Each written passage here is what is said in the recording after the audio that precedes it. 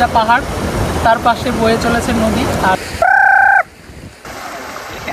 আমরা ভাইগুলো এসে কিন্তু পুরো চিল করতেছি।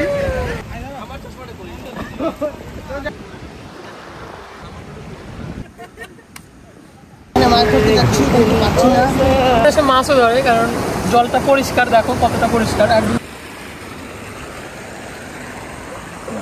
রান্না করে খাচ্ছে কিন্তু দাদারা। পাহাড় যেখানে গেলে নিজেকে প্রকৃতির সঙ্গে মিলিয়ে দিতে ইচ্ছে করবে, মেঘে সে শরীরকে স্পর্শ করে বলবে এইবার শান্ত হও। তাই তো আমরা সমুদ্রের থেকে পাহাড় বেশি পছন্দ করে থাকি। সো গাইস, কেমন আছো সবাই? আশা করি ভালো আছো। নতুন একটা ভিডিওতে তোমাদের এমন একটি জায়গায় নিয়ে যাব যেখানে রয়েছে সুন্দর একটা পিকনিক স্পট। আর এই পিকনিক স্পটটা কিন্তু শিলিগুড়ি থেকে বেশি একটা দূরে নয়, খুব কাছেই অবস্থিত। সো গাইস, চলো তাড়াতাড়ি সেখানে যাওয়া যাক। শিলিগুড়ি থেকে মাত্র 40 মিনিট সময় লাগে দুধিয়া পৌঁছাতে। যে কোনো গাড়ি করে যাওয়া যায়, বাইক হোক বা ভাড়া গাড়ি হোক, যে কোনো গাড়িতে গেলেই দুধিয়া খুব সুন্দরভাবে পৌঁছানো যাবে। রাস্তাও খুবই ভালো। দুধিয়া আমরা সকলেই জানি এখানে একটা সুন্দর পিকনিক স্পট তৈরি হয়েছে। মূলত 5-7 বছর আগে এরকম অবস্থা ছিল না। এখন পর্যটন কেন্দ্র গড়ে উঠেছে।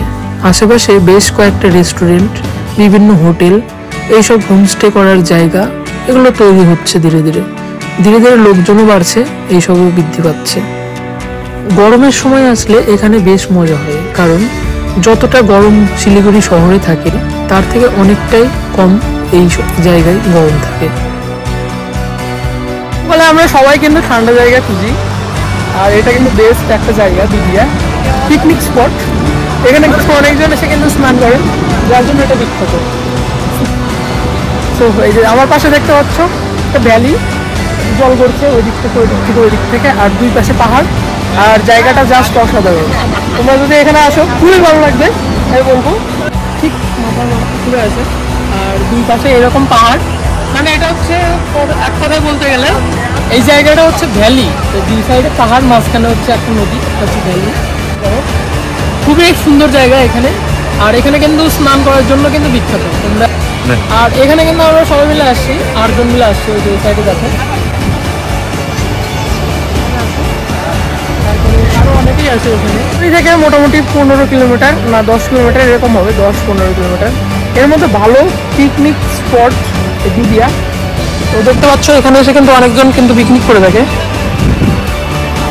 এখানে এসে আমরা স্নান করতে আসছি। তো শিলিগুড়িতে একটা বিয়ে বাড়িতে আসছিলাম দিদির বিয়ে, সেখান থেকে আমরা এখানে স্নান করার জন্য আসছি।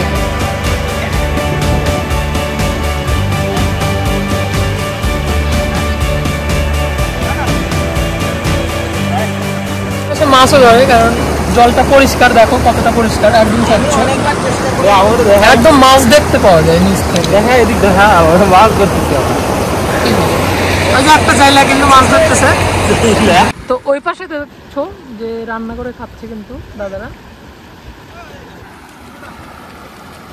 সো গাইস, এখন আমরা আছি দুধিয়াতে, আর এটা কিন্তু আপার দুধিয়া। এই জায়গাতে অনেকবার আসা হয়েছে চান করতে, বাট এইভাবে চান করা হয়নি। তখন এরকম ফোন ছিল না, এরকম ফটো ওঠানো হয়নি, এরকম ভিডিও হয়নি।